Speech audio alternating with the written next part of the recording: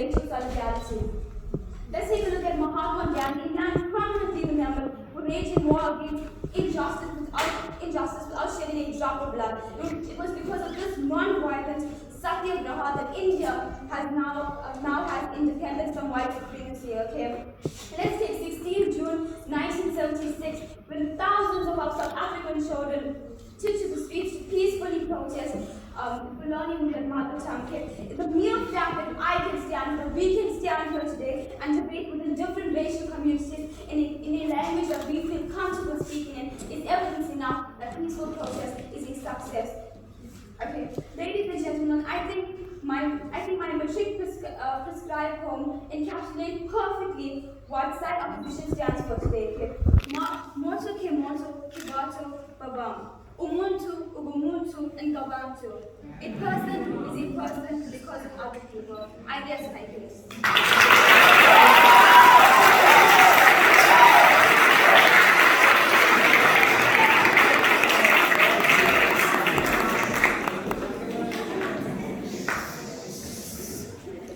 Well done to our second speaker of our proposition. And our third speaker of our proposing team this morning is Emma Napi Makanaka. Let's welcome her before she starts her debate.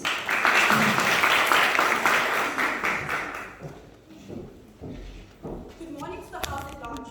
My name is Makanaka Emma Napi from Mamri Secondary School, and I am representing the third speaker of Team Proposition. Panel, in today's debate we have two sides who want the same results but are using two totally different methods to achieve them. Let me not waste any more time and get straight into my rebuttal. My first point of rebuttal is as follows. Team Opposition basically came out here today and told us how peaceful protest is so impactful. We as Team Proposition believe that reinstating peace in South Africa looks like our model because in theirs we are only trying to achieve one aim. Whereas in our model, we are trying to achieve the same aim and provide further benefits for society that are long-lasting.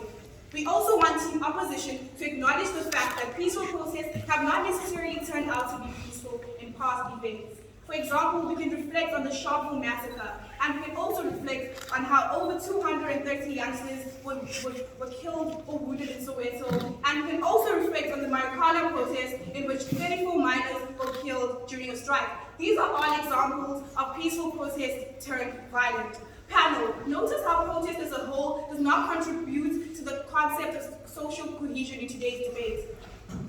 Panel, our model promotes orientation towards a common good, healing society, changing the narrative, breaking stereotypes, educating and conscientizing the masses about Ubuntu and a true South African identity.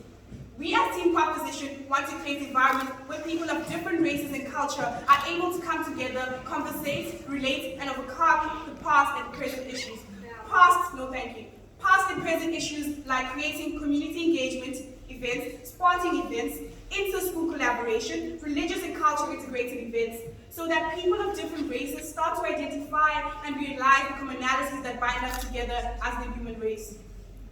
Panel, the opposition further on went on to tell us about the factors that hinder social cohesion and that the tensions that cannot be resolved overnight. We as Team Proposition acknowledge these points and are practically saying that nothing good can be achieved without breaking the shackles of the past. We have presented alternatives that offer us a way in which we can work towards healing the division of the past, which is why we're here today to create social cohesion. No, thank you, ma'am.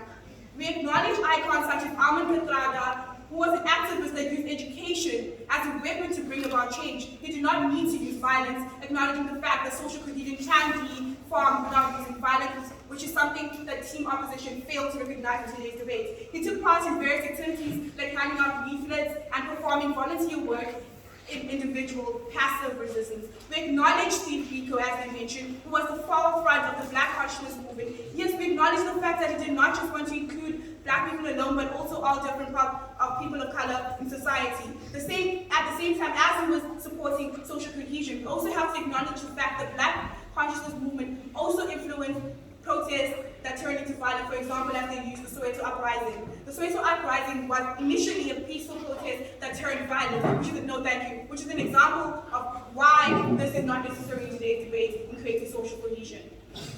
These examples of these icons that team opposition are trying to feed you are literally not going to really give any contribution towards what you're here for. My extra rebuttal is as follows. So we noticed that team opposition came up here and tried to create this whole beautiful sentence of how actively confronting these barriers in society will benefit us. Indeed, it will benefit us, but we ask you, panel, at what cost to lives and to the stability of an already fragile society that has been deeply traumatized are we willing to go to get these barriers to be confronted? We have already provided, my first speaker has done so, my second speaker has done so, and they have failed to engage with us on those points and kept on feeding this whole scenario of us not wanting to engage in today's debate. The speaker one of team opposition came here and failed to recognize that these sort of benefits that they advocate for on their side are not mutually exclusive in achieving social cohesion. They further on went to mention that victims are achieving empowerment on their model, and we as team opposition are constantly trying to make you understand that they fail to acknowledge and refuse to engage in the fact that the main objective of today's debate is to protect the idea of social cohesion. Empowerment comes along. We have structures that are really there that help that. We need structures that help social cohesion. They are failing to engage with us today, panel. They also went on to attack our point on Nelson Mandela, which I found really funny personally. We have to understand Nelson Mandela did not have, if Nelson Mandela did not have a vision for South Africa, we wouldn't be here right now. We're trying to send a message across that it's not what his actions led to, it's what his influence on us have mentally. His mental influence on people and how he supports the idea of social cohesion, and how he did not believe that people had to be racially segregated for peace to be in a country. He understood where we were going with social cohesion. They further on went to mention that our points of TRC were not stand in today's debate, and failed to acknowledge the fact that the TRC was there to send some sort of healing and help people to overcome these emotional and mental issues. Panel, what have I proven today in today's debate? I've proven that peaceful protest and protest as a whole does not exist in today's debate and does not contribute anyhow to social cohesion. I've also proven that our bit of history can also be what brings us together as a nation. In conclusion, panel, the tree of liberation is watered by the bloodshed of our martyrs. It's something that Seth Mazibuko said at one of the debate tournaments. If you can explain it as we acknowledge the bloodshed of the past, we need to move towards liberation and grasping the freedom that we've already obtained. Protest and disobedience, especially when we know it culminates in violence and disobedience, is not what we want to send out to society. With that said and done, cyber team opposition.